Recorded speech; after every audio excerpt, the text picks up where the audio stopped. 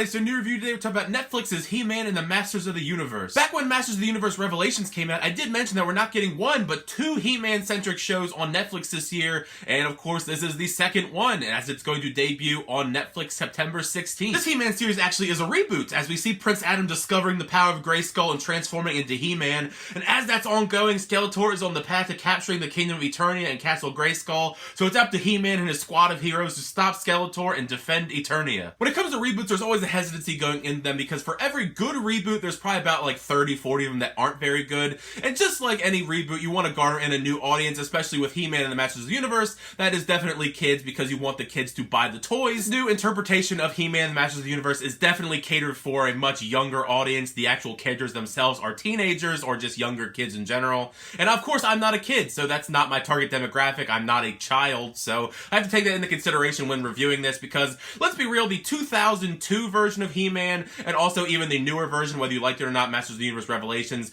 they were catered more towards an older audience in general. But even still, I have to say that this new interpretation of He-Man is a very odd reimagining. Even when looking past the fact this is definitely catered more towards a much younger audience, it just lacks most of the essence of what makes a He-Man show a He-Man show. Swapping out the usual fantasy setting that we know and love for this more sci-fi future tech style, that's something that I've never been a huge fan of when it comes to a lot of these reboots, even throughout my years as a kid when it comes to stuff like Spider-Man Unlimited, series for Beast Wars. Batman Beyond is probably the only one I really enjoyed. There's a lot of other examples that I can't think of off the top of my head, but usually the future technology kind of style just never really gets to me. It absolutely can be done correctly. We've seen it done before, but it just feels extremely out of place with Masters of the Universe. There's this more futuristic, high-tech Eternia, Orko is now a robot, and just tech-based weaponry. All of it just feels strange. I wouldn't even say that's a knock on the animation style itself from House of Cool and CGCG, who have done stuff like Troll Hunter series and Star Wars Resistance, because I do like their style for the most part. Even in this new setting, I think it does have some appeal when it comes to the younger audience, and that style does make for some vibrant and fun action sequences.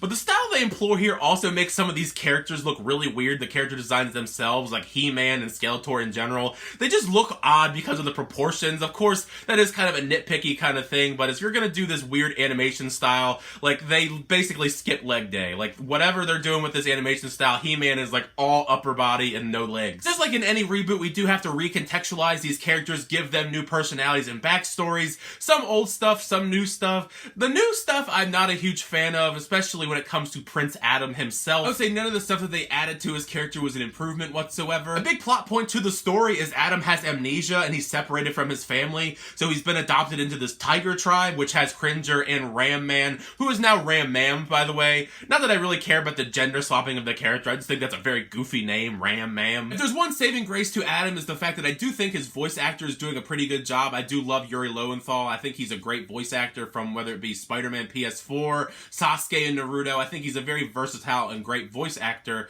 but he's given next to nothing to do with his character in this show. There's a very severe lack of development for Adam, because he has no idea who he is for the majority of this 10-episode arc, relying on all of his squad mates. As plot points around him slowly trickle out, whether it be the stuff involving Skeletor or King Randor, it's a very slow-moving story. There are many episodes that really just not much happens when it comes to furthering the main plot of the show. I already touched upon the fact that Orko is now a robot, but I feel like that fits in with the theme of the show. He still pretty much feels like Orko. He's just a robot now. He still does all the wizard stuff, but we do have new versions of other characters like Teela, Man-at-Arms. Of course, we already talked about Ram Man, Ram Mam. If I went into this having no history of He-Man and the Masters of the Universe, I probably wouldn't care about any single one of these characters. None of them really have anything that makes them stick out amongst the bunch, but I feel like that's almost kind of the point, because one of the main things that's messed up in the show is just the power dynamic in general. Because in this version of He-Man and the Masters of the Universe, everyone has the power. Everyone gets the power of Grayskull. It literally says, "We have the power," every time they boot up into their new forms, because they transform and they all get new special abilities as He-Man,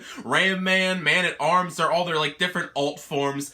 Like I said, it's just frustrating as a He-Man fan at this point. For me, I feel like it kind of undercuts and sacrifices what makes He-Man special amongst the bunch. If you give all of them the power of Grayskull, it doesn't really make him any more special than anybody else. And I guess maybe that is the power dynamic you're going for in this new version, that everyone can have the power. But I think it's been made very clear in all the other interpretations of He-Man and Masters of the Universe that all of these characters are awesome and have their cool abilities without having the power of Grayskull. So it just is an odd story choice to just give everyone the power. It doesn't help that the souped up alternate versions of these characters, when they do transform, I mean, they're kind of ugly if I'm being honest. just design-wise. Teela's sorceress armor just doesn't look all that cool to me. I think the worst offender out of the bunch is actually Man-at-Arms Duncan, because Man-at-Arms looks like this wannabe great value Samus Aran from Metroid.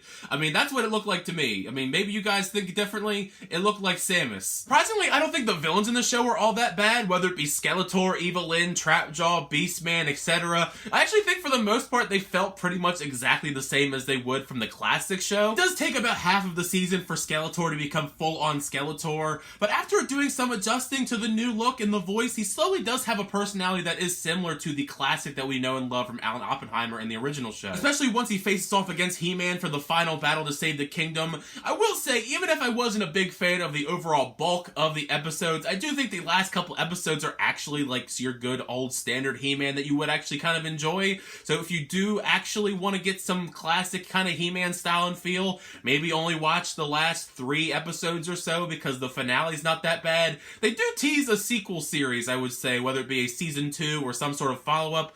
I don't know if I'd really want that, where they're going with this. Honestly, who knows what the reception will be about the show. I imagine it won't be overly positive, but you know, like I said, you won't really know until it fully comes out. As far as reboots go, this one definitely didn't hit the mark for me in a lot of different ways. Changes for reboots are perfectly fine and normal, and some of the stuff in the show, there is something good there in some shape or form, but it's just the execution itself in this series that really just falls flat. There's not a lot of intrigue to keep me going, other than the fact that I have a history and love these characters. I don't know what the kids' reception will be. I don't really have any kids to just test out the show on, but I feel like the kids won't be that interested in this version of He-Man, especially if you compare it to other versions. Like if you showed them the classic show from the 80s, or even the reboot from 2002, I think they would enjoy that a lot more than seeing this new version that's being put out there by Netflix. But those have just been my thoughts on the reboot of He-Man and the Masters of the Universe. Like I said, go into it, form your own opinion. I mean, as a fan of He-Man, I did try to give it a chance like I did with Masters of the Universe Revelations, but I think that this one arguably is much worse, just in many different ways, because it is a lot different style of He-Man.